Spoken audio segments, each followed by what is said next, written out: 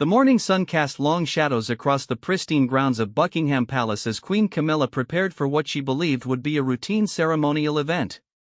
It was a crisp autumn day in October, and the air carried the familiar scent of fallen leaves mixed with the distant aroma of London's bustling streets.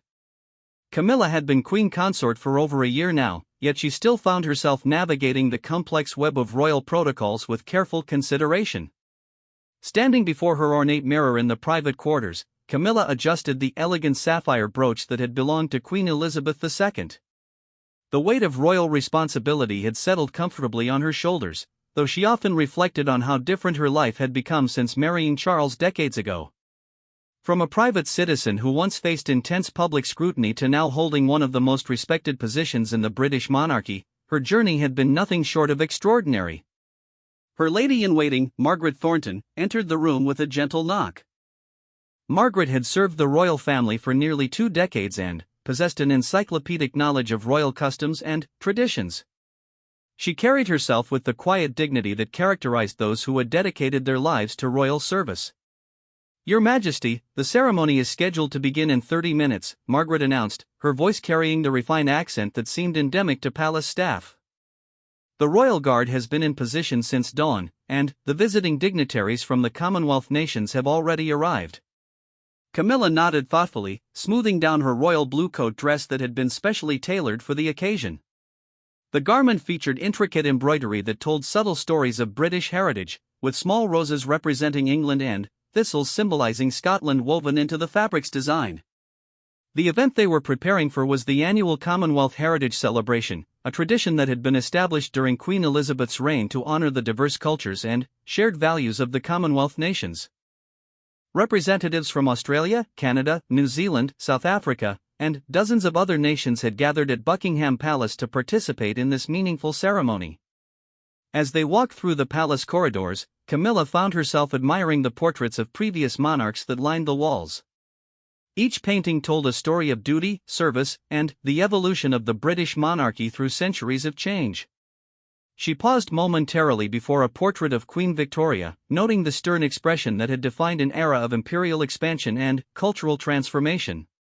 "Margaret," Camilla said as they continued walking, "I've been thinking about adding a personal touch to today's ceremony. Something that would show our appreciation for the royal guard's dedication." Margaret's eyebrows rose slightly, a subtle indication of her surprise.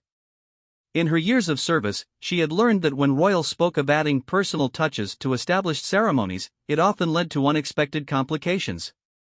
"What did you have in mind, Your Majesty?" Margaret inquired, her tone carefully neutral. Camilla's eyes sparkled with what appeared to be genuine enthusiasm.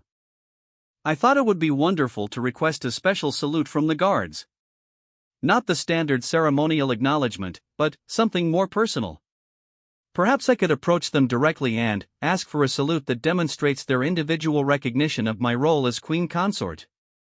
The suggestion hung in the air between them as they approached the grand staircase that would lead them to the palace's main ceremonial area. Margaret's extensive experience in royal protocol began sending up warning signals in her mind, though she maintained her composed exterior. "Your Majesty," Margaret began carefully, "the royal guard operates under very specific protocols. Their saluting procedures are governed by centuries of military tradition and strict ceremonial guidelines." But Camilla seemed convinced that her idea would add warmth and authenticity to what could otherwise be seen as a formal, distant ceremony. She had always believed in the importance of human connection, even within the structured environment of royal duties. The Commonwealth dignitaries were already assembled in the palace's grand hall when Camilla and Margaret arrived. The room buzzed with quiet conversations in various accents, creating a symphony of the English language as spoken across different continents. Representatives wore traditional dress from their respective nations, creating a vibrant tapestry of colors and cultural symbols. Outside, the royal guard stood at attention in their iconic red uniforms and bearskin hats. These guards were not merely ceremonial figures but active military personnel who had undergone rigorous training and selection processes. They represented various regiments of the British Army and took their duties with utmost seriousness. The guards had been briefed on the day's schedule, which included the standard inspection, ceremonial presentations, and the traditional closing salute. Each guard understood their role perfectly and had practiced the required movements countless times. Their discipline was legendary, and their ability to maintain composure under any circumstances was a source of national pride. Captain James Morrison, the commanding officer for the day's ceremony, had served with distinction in Afghanistan and Iraq before being selected for royal duties. At 35, he embodied the professionalism and dedication that characterized the modern British military. His uniform was immaculate, and his bearing reflected years of military training and experience. As the ceremony commenced, Camilla moved through the scheduled events with grace and confidence. She greeted each Commonwealth representative personally, engaging in brief but meaningful conversations about their nation's contributions to the shared Commonwealth heritage. Her genuine interest in their cultures and experiences was evident, and the dignitaries responded warmly to her attention.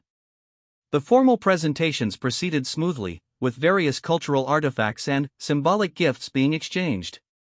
A traditional Aboriginal painting from Australia, handcrafted jewelry from South Africa, and maple syrup from Canada were among the items presented to represent the diverse heritage of the Commonwealth nations. Throughout these exchanges, Camilla kept glancing toward the Royal Guard, her earlier idea about requesting a special salute never far from her thoughts. The guards remained motionless, their discipline absolute, but she interpreted their steadfast presence as an invitation to engage with them more personally. As the ceremony moved toward its conclusion, the moment arrived for the traditional inspection and final salute. This was when Camilla decided to implement her plan to request a more personal acknowledgement from the guards. The autumn breeze picked up slightly, rustling the fallen leaves around the palace grounds and adding a natural soundtrack to the formal proceedings. The gathered dignitaries watched with respectful attention as Camilla approached the line of guards, her intention being to create what she hoped would be a memorable and meaningful moment. Margaret Thornton followed several steps behind, her concern growing with each step. She had witnessed many royal ceremonies over the years and understood that deviations from established protocol, no matter how well-intentioned, often led to uncomfortable situations. The guards, standing in perfect formation, were aware of Camilla's approach but maintained their professional composure. Captain Morrison, positioned at the end of the line, watched carefully as the Queen Consort moved closer to his men. Camilla's heart beat a little faster as she prepared to make her request. She believed she was about to create a moment that would demonstrate the human connection between the monarchy and those who served to protect it. Her intentions were entirely positive, stemming from a genuine desire to show appreciation for the Guard's service and dedication. The Commonwealth dignitaries watched with interest, assuming that what they were witnessing was part of the planned ceremony. Some took out their phones to capture what they anticipated would be a special royal moment. As Camilla reached the center of the guard formation, she paused and looked directly at the guards closest to her. Their young faces, barely visible beneath their bearskin hats, remained expressions of perfect military discipline. "Gentlemen," she began, her voice carrying clearly in the crisp autumn air, "I would like to request a special salute today. Not the formal ceremonial salute, but something that shows your personal recognition of my role as your Queen Consort." The words left her lips with confidence, but, as soon as they were spoken, she noticed a subtle shift in the atmosphere around her. The guard's posture, if possible, became even more rigid, and she could sense rather than see the tension that had suddenly filled the air. What Camilla didn't fully understand in that moment was that she had just placed the Royal Guard in an impossible position, caught between their respect for royal authority and their absolute adherence to military protocol and chain of command. The silence that followed Camilla's request seemed to stretch endlessly, though in reality it lasted only a few seconds. Captain Morrison felt the weight of the moment pressing down on him like a physical force. His military training had prepared him for many challenging situations, but navigating the delicate intersection of royal protocol and military discipline in such a public setting was testing his professional composure. The Royal Guard operated under strict military hierarchy and protocol that had been refined over centuries.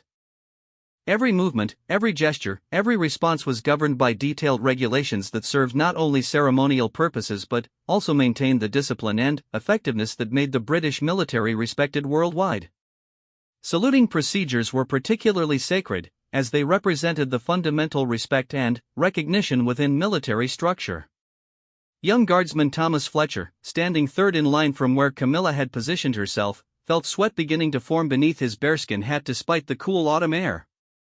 At 22, Fletcher had joined the Royal Guard only 8 months earlier, following distinguished service with his regiment in Cyprus.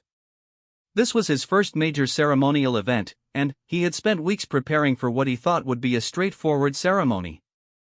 Fletcher's training had drilled into him the absolute importance of following orders from his commanding officers and adhering to established military protocol. The chain of command was sacred in military service, and improvisation during ceremonial duties was strictly forbidden. Yet here was the Queen Consort herself, requesting something that fell outside his training and understanding. Guardsman Michael Hartwell, positioned to Fletcher's left, had considerably more experience with royal ceremonies. At 28, he had served in Afghanistan and had been part of the Royal Guard for 3 years. Hartwell understood the complexities of royal protocol better than his younger colleagues, which made Camilla's request even more problematic from his perspective. The Commonwealth dignitaries continued watching with interest, many still assuming that what they were witnessing was part of the planned ceremony. The Australian High Commissioner leaned toward his Canadian counterpart and whispered, "This is quite lovely, isn't it? Much more personal than the usual formal proceedings." Margaret Thornton stood frozen several yards behind Camilla, her decades of royal service experience telling her that the situation was developing in exactly the direction she had feared. She could see the tension in Captain Morrison's posture and recognized the impossible position that Camilla had inadvertently created. The Royal Guard's protocol for saluting was explicitly clear and had been unchanged for generations. Guards saluted superior officers according to military rank and specific ceremonial requirements. While the Queen Consort held an elevated position in the royal hierarchy, she was not part of the military chain of command that governed the Guard's actions.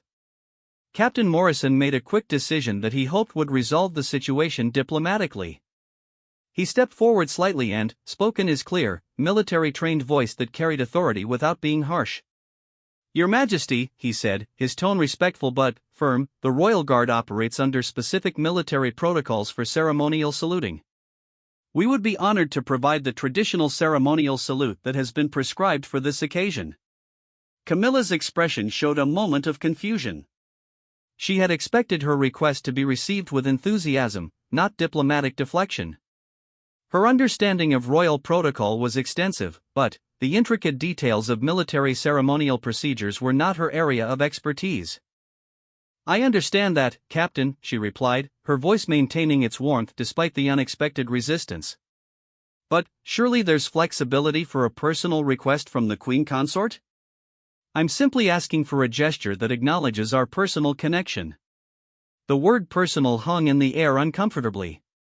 Military service was built on the foundation of impersonal discipline and adherence to regulations that applied equally regardless of personal feelings or relationships.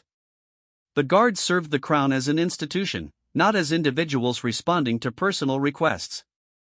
Guardsman Fletcher felt his palms growing damp inside his white gloves. He desperately wanted to please the Queen Consort, whose warmth and genuine care for others had made her increasingly popular with both the public and those who served the royal family. Yet his military training screamed against abandoning protocol for any reason. The autumn wind picked up again, causing some of the Commonwealth dignitaries' ceremonial papers to flutter. The sound provided a brief distraction from the tension that was building around Camilla's request. Captain Morrison glanced quickly at his men, seeing their discomfort and recognizing that the situation required immediate resolution. He had commanded troops in combat situations that were less stressful than this moment of ceremonial uncertainty. "Your Majesty," Morrison continued, choosing his words with extreme care, "the men of the Royal Guard hold you in the highest respect and esteem. However, our saluting procedures are governed by military regulations that we are bound by oath to follow. These regulations ensure the proper order and discipline that allows us to serve the Crown effectively." Camilla's cheeks began to show a slight flush of color, though whether from the cool air or growing embarrassment was difficult to determine. She was beginning to understand that her well-intentioned request was creating complications rather than the warm moment she had envisioned. The Commonwealth dignitaries started to realize that what they were witnessing was not part of the planned ceremony. The South African representative lowered his phone, sensing that this might not be an appropriate moment for photography. Margaret Thornton took a small step forward, hoping to provide some assistance to resolve the situation, but she remained uncertain about the best approach. Interrupting a royal in the middle of a public event was fraught with its own protocol concerns. Guardsman Hartwell, with his greater experience, began to understand the broader implications of the situation. If the guards broke protocol at Camilla's request, it could set a precedent that would complicate future ceremonies and, potentially, undermine the military discipline that was essential to their effectiveness. "Perhaps," Camilla said, her voice beginning to show strain, "we could consider this request as coming from the Queen Consort in her official capacity? Surely that carries sufficient authority to warrant a special acknowledgement?" Captain Morrison's military training included extensive education about the constitutional monarchy and the specific roles of various royal family members. While the Queen Consort held significant ceremonial importance, she did not possess the military authority to alter established guard protocols. "Your Majesty," Morrison replied, his respect evident but his position unchanged, "the Royal Guard's ceremonial duties are established by military command structure and royal tradition. While we serve the crown with absolute dedication, our specific procedures must follow established military protocols." The repetition of the word protocols was beginning to sound hollow to everyone present, including Morrison himself. Yet he could see no alternative that would satisfy Camilla's request without potentially creating precedent-setting complications for future ceremonies. Young Fletcher found himself wishing desperately that someone would resolve the situation. His respect for the Queen Consort was genuine, but his military oath and training made it impossible for him to act outside established procedures, regardless of who was making the request. The gathered Commonwealth dignitaries were now clearly aware that they were witnessing an unplanned moment of tension. Several exchanged glances, uncertain whether they should continue watching or politely look away. Camilla's initial enthusiasm for her idea was rapidly transforming into embarrassment and frustration. What had seemed like a simple, meaningful request was revealing itself to be far more complicated than she had imagined. The guard's respectful but firm refusal was making her feel foolish in front of the international representatives. The autumn sun, which had been providing pleasant warmth earlier in the ceremony, now seemed uncomfortably bright as it illuminated the awkward standoff between royal authority and military protocol. Captain Morrison could see the distress beginning to show in Camilla's expression and felt genuine sympathy for her position. He wished there was a way to accommodate her request without violating the military principles that governed his command, but decades of military service had taught him that exceptions to established procedures, however well-intentioned, often led to larger problems. The moment was becoming increasingly uncomfortable for everyone involved, with no clear path toward resolution that would satisfy both Camilla's desire for recognition and the guard's obligation to maintain military discipline. The awkward silence stretched on as Camilla stood before the immobile royal guard, her request for a personal salute hanging unanswered in the crisp autumn air. The Queen Consort's face was beginning to show clear signs of embarrassment as she realized her well-intentioned gesture had created an uncomfortable public situation. Margaret Thornton, watching from her position several yards away, felt her heart racing as she witnessed the ceremonial protocol unraveling in real time. Her decades of experience with royal events had taught her to anticipate and prevent exactly these kinds of situations, yet she found herself powerless to intervene without potentially making matters worse. The Commonwealth dignitaries shifted uncomfortably in their positions, many now fully aware that they were witnessing an unscripted moment of tension between royal authority and military tradition. The Australian High Commissioner quietly slipped his phone back into his pocket, recognizing that this was not a moment for documentation. Captain Morrison's military mind was racing through possible solutions, each option presenting its own complications. He could order his men to provide a special salute, but this would violate military protocol and could set a dangerous precedent for future ceremonies. He could continue to refuse, but this risked embarrassing the Queen Consort further in front of international representatives. Guardsman Fletcher, standing rigidly at attention, felt the weight of the impossible situation pressing down on him. His young face beneath the bearskin hat was flushed with stress, and he found himself wishing for the relative simplicity of his previous military deployments where the rules of engagement were clearer. The autumn breeze continued to rustle through the palace grounds, carrying with it the distant sounds of London traffic that seemed to mock the frozen tableau of military and royal protocol locked in conflict. The ceremonial flags fluttered overhead, their bright colors a stark contrast to the gray uncertainty that had settled over the gathering.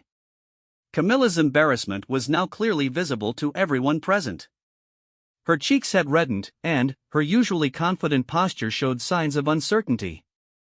The queen consort who had entered the ceremony with such enthusiasm for her personal touch was discovering the rigid limitations that governed even seemingly simple interactions within the royal and military framework. "Captain Morrison," she said, her voice now carrying a slight edge of frustration, "I find it difficult to understand why a simple request for acknowledgement from my guards cannot be accommodated. Surely the Crown's authority extends to matters of ceremonial recognition?" Morrison felt the full weight of his position as he prepared to respond. He was caught between his absolute respect for the royal family and his equally absolute commitment to military discipline and protocol. His years of service had taught him that compromise in matters of military procedure often led to erosion of the discipline that made effective service possible. "Your Majesty," he replied, his voice steady despite the internal tension he felt, "the Royal Guard's highest honor is to serve the Crown according to the traditions and protocols that have preserved the integrity of British military service for centuries. These protocols ensure that our service remains consistent and reliable, regardless of changing circumstances or personal requests." The formality of his response only seemed to increase Camilla's frustration. She had spent years adapting to royal life and understood the importance of tradition, but her request had seemed so reasonable, so simple, that the rigid refusal felt unnecessarily stubborn. Young Guardsman Thomas Fletcher, listening to the exchange, found himself torn between sympathy for the Queen Consort's obvious discomfort and pride in Captain Morrison's unwavering commitment to military principle. Fletcher's military training told him that Morrison was absolutely correct, yet his human compassion made him wish for a resolution that would satisfy everyone. Margaret Thornton finally decided that diplomatic intervention was necessary, despite the protocol risks involved. She stepped forward carefully, her movement designed to signal assistance rather than interference. "Your Majesty," Margaret said gently, "perhaps we might consider proceeding with the traditional ceremonial salute that was planned for this portion of the ceremony? The Commonwealth representatives are eager to witness this time-honored tradition." Her suggestion offered a potential path forward that would allow the ceremony to continue without requiring either side to completely capitulate. The traditional salute would provide the recognition that Camilla sought while maintaining the military protocol that Captain Morrison was bound to uphold. But Camilla's embarrassment was now transforming into something approaching indignation. She had made what seemed like a reasonable request, and the resistance she was encountering felt like a personal rejection rather than a matter of protocol. "I understand the importance of tradition," she said, her voice rising slightly, "but I am the Queen Consort. Surely that position carries some authority to request special recognition from those who serve the Crown?" The statement hung in the air uncomfortably, highlighting the complex relationship between royal authority and military independence that had been carefully balanced over centuries of British constitutional development. Camilla's assertion of her position only served to emphasize the limitations of that position when it came to direct military command. Captain Morrison's face remained impassive, but internally he was struggling with the most challenging moment of his military career. He had faced enemy fire with less stress than he felt standing before the Queen Consort, knowing that any response he made would have consequences that extended far beyond this single ceremony. The Commonwealth dignitaries were now openly uncomfortable, with several attempting to engage in quiet conversations among themselves to deflect attention from the awkward confrontation. The New Zealand representative whispered to his colleague from Jamaica, "Should we perhaps step away for a moment?" Guardsman Hartwell, with his 3 years of Royal Guard experience, had witnessed minor protocol disagreements before, but nothing approaching this level of public tension between royal and military authority. He found himself admiring Captain Morrison's steadfast commitment to principle while simultaneously hoping for a resolution that would end everyone's discomfort. The palace grounds, which had seemed so perfectly arranged for ceremonial pageantry just moments earlier, now felt like a stage for public embarrassment. The carefully manicured lawns and historic architecture that normally provided an inspiring backdrop for royal ceremonies seemed to emphasize the awkwardness of the situation. Camilla's initial enthusiasm for creating a personal moment had completely evaporated, replaced by a growing sense of foolishness and frustration. She was beginning to understand that her request had revealed her incomplete understanding of the complex protocols that governed even seemingly simple interactions within the royal framework. "Captain," she said, her voice now clearly strained, "I find your response disappointing. I had hoped that those who serve the crown would be more accommodating to reasonable requests from members of the royal family."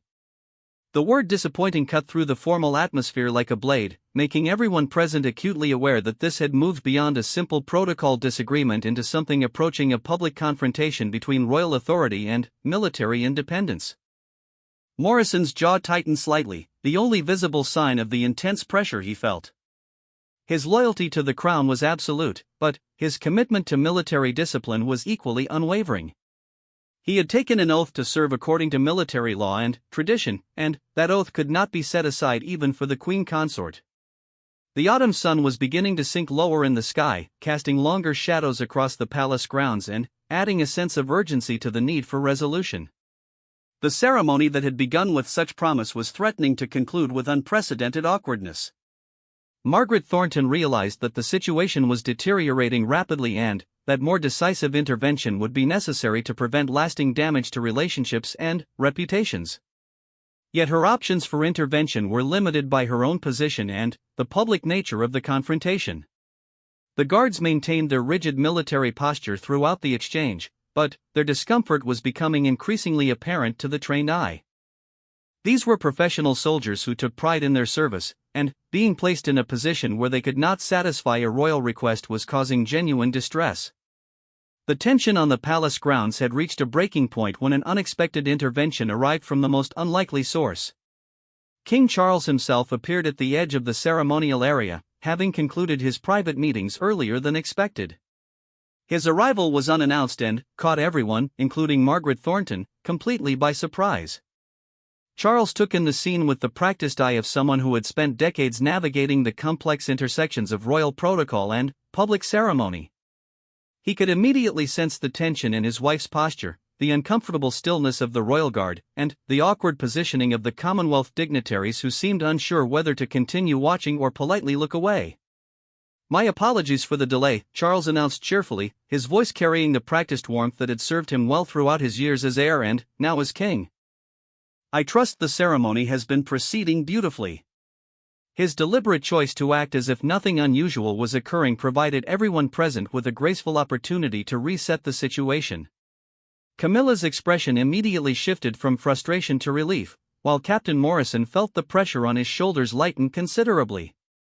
Charles approached his wife with a warm smile, taking her arm gently in a gesture that appeared affectionate but also served to subtly guide her away from her confrontational position in front of the guards. His decades of experience with royal ceremonies had taught him the art of diplomatic redirection. "Darling," he said to Camilla, his voice carrying just enough volume for the nearby dignitaries to hear, "I believe Captain Morrison and his men are prepared to provide us with the traditional ceremonial salute that marks the conclusion of our Commonwealth Heritage celebration." The phrasing was masterful, acknowledging both Camilla's desire for recognition and the guards' commitment to traditional protocol. Charles had effectively reframed the situation from a confrontation into a collaborative conclusion to the ceremony. Captain Morrison immediately recognized the lifeline that had been thrown to him and responded with military precision. "Your Majesty, the Royal Guard would be honored to provide the ceremonial salute that concludes today's celebration." His use of Charles's proper title and the formal language of military ceremony helped restore the proper protocol framework that had been disrupted by the earlier exchange. Morrison turned to his men and gave the preparatory commands that preceded the traditional salute. "Royal Guard, attention!" Morrison's voice carried the authority and clarity that marked professional military command. The guards, who had maintained their rigid posture throughout the awkward confrontation, seemed to relax slightly as they returned to familiar ceremonial procedures. Camilla found herself being gently positioned beside Charles in the appropriate location for receiving the ceremonial salute. Her embarrassment was still evident in her flushed cheeks, but the presence of her husband and the restoration of proper ceremony were helping her regain her composure.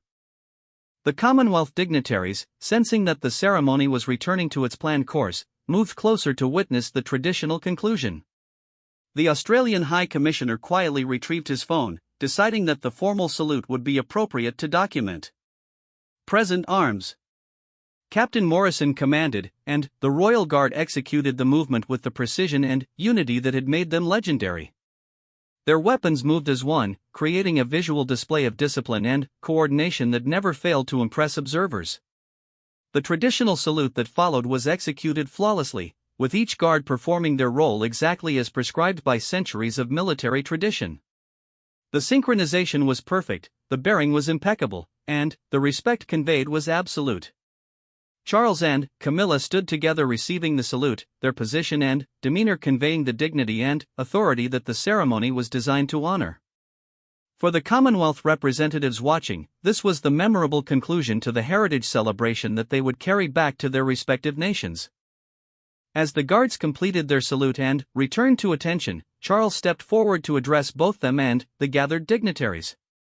His words would help reshape the narrative of what had occurred during the ceremony. The Royal Guard's dedication to tradition and excellence exemplifies the values that unite the Commonwealth nations, Charles said, his voice carrying across the palace grounds. Their commitment to the highest standards of service reflects the shared principles that strengthen our collective heritage. His comments served multiple purposes, praising the guards for their adherence to protocol while simultaneously honoring the Commonwealth theme that had brought the dignitaries together.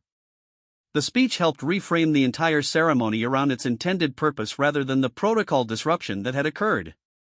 Margaret Thornton felt a wave of relief wash over her as she watched the ceremony conclude successfully. Her years of experience had told her that the situation could have developed into a much more serious protocol incident with lasting diplomatic consequences. Guardsman Fletcher, still maintaining his rigid military posture, felt the stress of the confrontation beginning to ebb as the ceremony returned to familiar procedures. His respect for Captain Morrison's handling of the situation had grown considerably, and he found himself proud to serve under such principled leadership. The Commonwealth dignitaries began to approach Charles and Camilla for the traditional post-ceremony conversations that would mark the official conclusion of the heritage celebration. Their earlier discomfort was forgotten as they engaged in discussions about their nation's ongoing relationships with the United Kingdom. As the formal ceremony concluded and the guests began to move toward the palace for refreshments, Charles took a moment to speak privately with Captain Morrison. The conversation was brief but significant, with Charles expressing his appreciation for the captain's professionalism and commitment to military protocol. Camilla, meanwhile, found herself in conversation with Margaret Thornton, who provided gentle guidance about the lessons that could be learned from the day's events. Margaret's approach was diplomatic but clear about the importance of understanding the complex protocols that governed royal military interactions. Young Guardsman Fletcher would later reflect on the day's events as a formative moment in his understanding of military service. The confrontation between royal authority and military protocol had demonstrated the importance of principled leadership and the complex balances that governed British constitutional monarchy. The autumn sun was beginning to set as the ceremony concluded, casting golden light across the palace grounds that had witnessed such an unexpected test of protocol and diplomacy. The Commonwealth Heritage Celebration would be remembered by those present not only for its celebration of shared values but also for the demonstration of how traditional institutions navigate conflicts between competing authorities. For Camilla, the experience served as a humbling reminder of the complex protocols that governed even seemingly simple requests within the royal framework. Her embarrassment gradually transformed into understanding and appreciation for the principled stance taken by Captain Morrison and his guards. The Royal Guard's commitment to military protocol had been tested and proven under the most challenging circumstances, demonstrating the strength of the traditions that had served British military service for centuries. Their respectful but firm adherence to established procedures had maintained the integrity of both military and royal institutions. As the dignitaries departed and the palace returned to its usual routines, the events of the day became part of the ongoing education that both royalty and those who serve them receive about the delicate balances that govern constitutional monarchy. The request for a special salute had been denied, but the respect and dignity of all involved had ultimately been preserved through principled leadership and diplomatic intervention. The Commonwealth Heritage Celebration concluded as it had begun, with dignity, tradition, and mutual respect defining the relationships between the Crown, its military servants, and the representatives of the nations that comprised the modern Commonwealth. Camilla's request had been embarrassing in its rejection, but the resolution had demonstrated the strength of the institutions that governed their interactions.